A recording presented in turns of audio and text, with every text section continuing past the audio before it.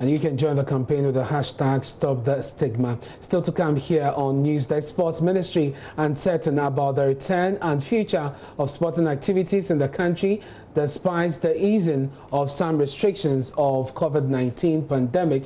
And that's from the Sports Minister, Isaac Isiama. The Sector Minister announced a number of measures today. Gary L. Smith joins us via Zoom with some thoughts on this. Hello, Gary. Thanks for joining us. Let me start with football. There was no clear direction on what the game would be like going forward.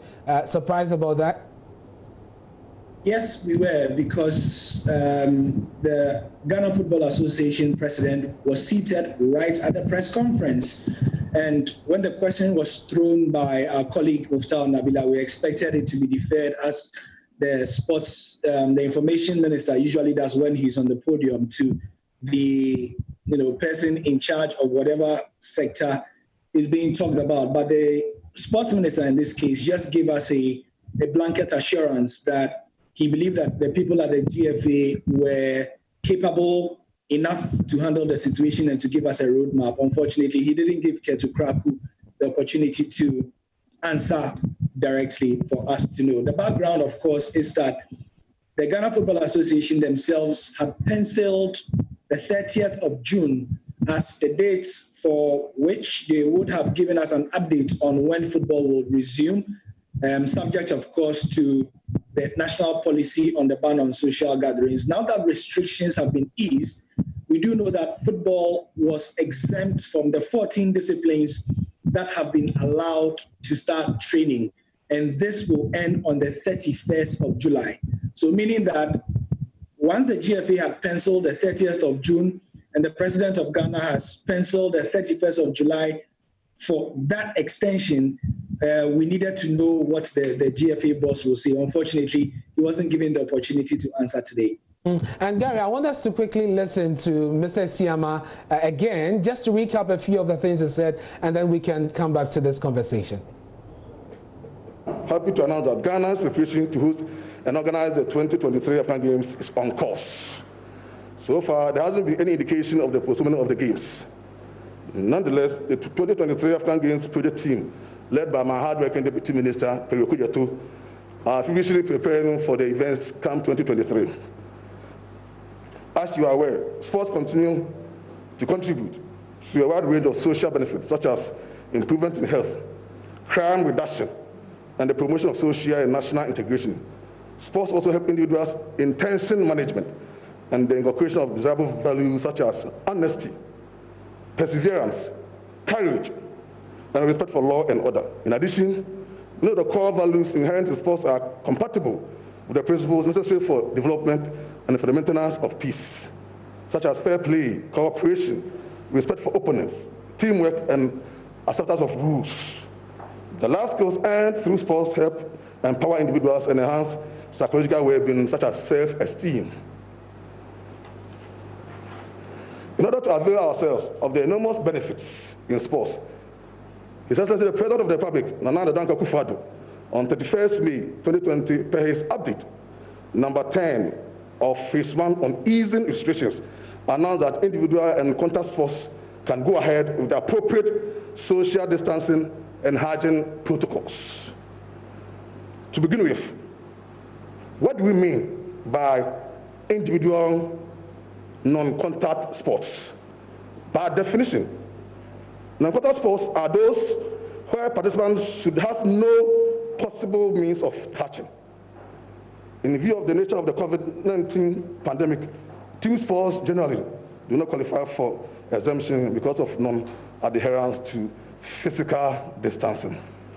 Accordingly, and in line with the presidential directive, restrictions on the following individual and non-contact Olympic sport activities are lifted with immediate effect: athletics, generally, badminton, baseball and softball, chess, cricket, cycling, golf, gym, individual non-contact para sports, keep fit clubs, because in attendance should be 100, not exceeding 100. So pay any attendance for a keep fit club, don't exceed the number 100.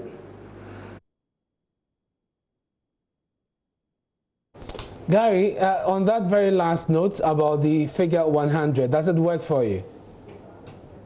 For the figure of 100, you mean? Yes.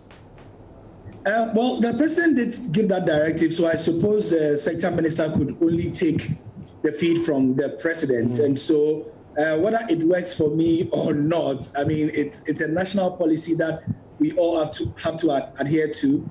But I mean, if you look at the various sporting federations, if you look at the practicality, if that is what I think you are asking, I think it's workable because, I mean, we've asked churches to go 100 at a time for 1 hour. And I suppose that the various sporting disciplines should be able to do the same as well. Don't forget that, I mean, for sporting activities, some are competitive, but a lot of sporting activities are also for recreational purposes and also for personal exercising and so on, which brings me to things like tennis, table tennis, going to the gym and so on. I doubt many gyms in this country will be having 100 people at a time, even in normal times. You get my point. So I suppose the answer to that is yes, it is workable, and yes, it does make sense. Now, let's talk about the stimulus package. So Mukhtar asked that very important question, why football clubs were not, considered in the package, because they also run a business. We're told that something will be coming through the sports authority instead to take care of them. Do you know anything about this? Are you hearing of anything in the corridors of the youth authority? I think this is where the large part of, we have Ministry of Youth and Sport, but people are always accusing, even us journalists, of focusing only on the sporting aspect for many a year. So this is where the YEA, we are told, is going to be relevant again, because according to the sector minister, the YEA has some money and or a roadmap, if you like, to take care of athletes, not the federations. So the various athletes in the various federations are going to be taken care of under the YEA's policy or whatever it is that they are going to have. And if there's any money to be given from there, they will let us know. But so far, no, we have not had any concrete announcement as to how that will work. No, but then for me that is a problem. It is good to take care of the athletes, that is fine, but the clubs themselves are businesses, and from what I understand, some are still paying salaries for their players and the athletes. So some help would have to come through for them. Yes, that is problematic, and of course you can imagine that a lot of the clubs will start, hitting hard at the government a bit because they have been exempted from that. Because 2 weeks ago on Beyond the Lockdown with Emefapeo, you heard the GFA president, the sports minister, also say that the Ghana Football Association directly employs about 4,000 people or 5,000 people, and indirectly the numbers are too many to count. Indeed, Kojo Adai-Mensah, who is the CEO of Data Bank and an avid sports follower and a sports enthusiast and a sports pundit, has said that he reckons that the football industry alone, not even sports, the football industry alone contributes about 5 to 10% of Ghana's GDP. That's what he says. And so if you take all these arguments and these figures, it suggests that probably, if we have data to back it up, then maybe the government should take a second look at making sure that the various sporting federations and football clubs will also be taken care of. But I suppose that is a discussion that will continue. It's important to note also, Ernest, that we are not here in a vacuum. 2 or 3 weeks ago, the questions started popping up about how football and other sporting disciplines were going to be catered to. Now, Kojo Nkrumah told us that, for example, the Ghana Golf Association had put a proposal forward, and they were told to go through the sports ministry to present a bumper proposal for all sports, to make an argument to be part of the sports ministry. From what we are hearing now, we can only surmise that the sports ministry or the various sporting federations, unfortunately, were unable to convince the government that the sporting sector needed to be part of the small and medium scale enterprises who got the 600 million first and then the 400 million first, which made 1 billion. So that is where we are. Clearly, the sports sector was unable to convince the government about their usefulness, quote unquote, or why they need that amount. So probably they'll still have to argue better and present their case more forcefully.